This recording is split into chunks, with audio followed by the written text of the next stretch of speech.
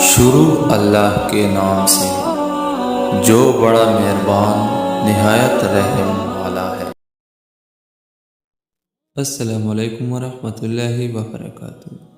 آج ہم ایک ایسی دعا کے بارے میں پڑھیں گے جس کے پڑھنے سے اور اس کے اہتمام کرنے سے فرشتے مغفرت طلب کرتے ہیں۔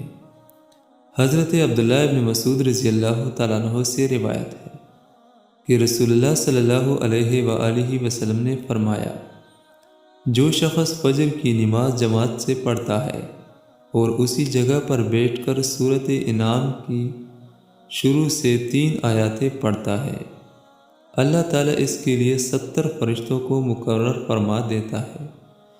یہ فرشتے اللہ تعالیٰ کی تسبیح کرتے ہیں اور اس کے لیے قیامت تک دعائے مغفرت کرتے رہیں گے۔